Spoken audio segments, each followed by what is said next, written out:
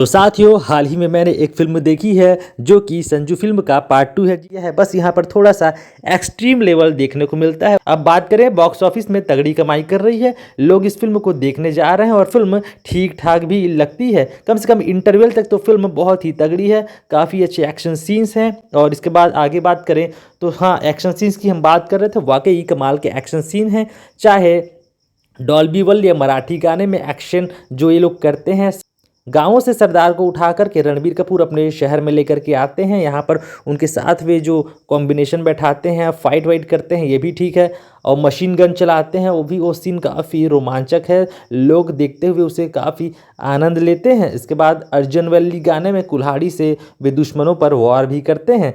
अंशुल चौहान काफ़ी अच्छी जो ओटीटी में काम कर रही थी, यूट्यूब में काम करती थी, अब बड़े पर्दे पर उन्हें देखने में मज़ा आया। तृप्ति डिमरी को भी हमने कहीं कहीं यूट्यूब से देखना शुरू किया था, ओटीटी में काम करी, अब बड़े पर्दे पर वे भी नज़र आई हैं। और शक्ति कपूर काफ़ी दिनों के बाद देखें तो दिल को सुकून मिला कि ऐसे किरदारों को देखना हम चाहते हैं, ऐसे कैरेक्टर को हम देखना चाहते हैं जो काफ़ी दिनों से गायब थे।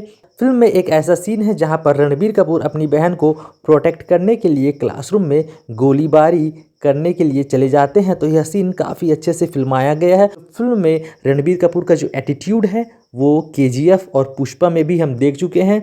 मेन लीड में ऐसे एटीट्यूड वाले अगर आप किरदार रखोगे तो दर्शक जो है इस फिल्म को पसंद करते हैं, चाहे वो केजीएफ हो चाहे पुष्पा हो, और ऐसे भी कई फिल्म हैं। इसी कारण ये फिल्म युवाओं के बीच फंस गई और उड़ करके बहुत ही ऊंचाई पर चली गई है।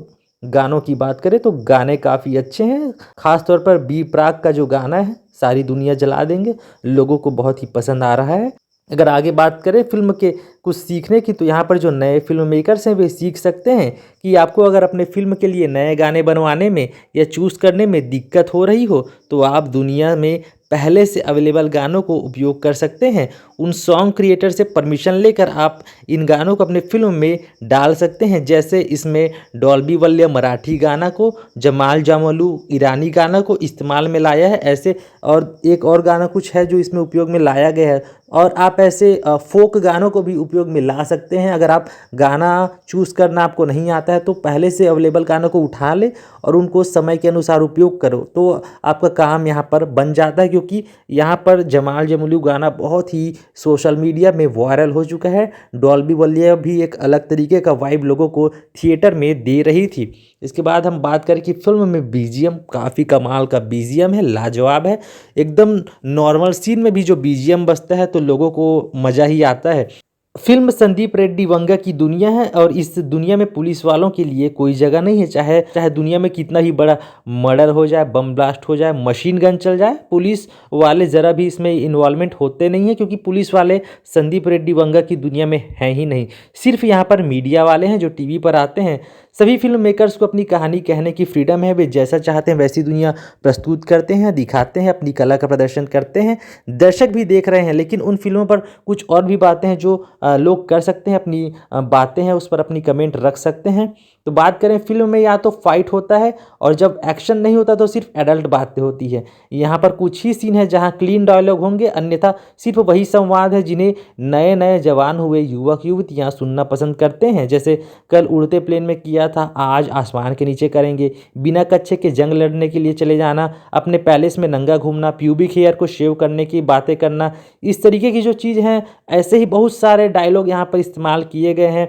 कभी कभी इनको देखकर लगता है यार हो गया, ज़्यादा हो गया, अब तो कुछ क्लीन डायलॉग रख लो, कुछ अच्छा डायलॉग रख लो, लेकिन मैक्सिमम सीन में केवल इसी तरीके के संवाद यहाँ पर उपयोग किए गए हैं। संवाद क्या, सीन भी ऐसे ही उपयोग किए गए हैं।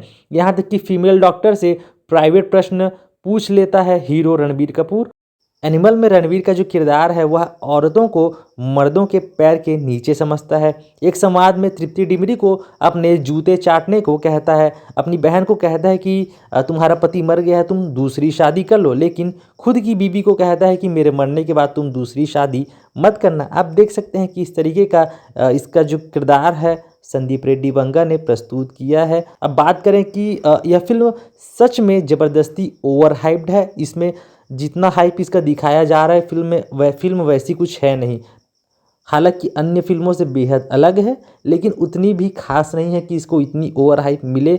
साथ में बॉबी देओल भी बेचारा 2-4 सीन के लिए आया है, लेकिन अब उसे इतना ओवर हाइप किया गया है सोशल मीडिया पर, नहीं पता क्यों ऐसा हो रहा है, समझ नहीं आता।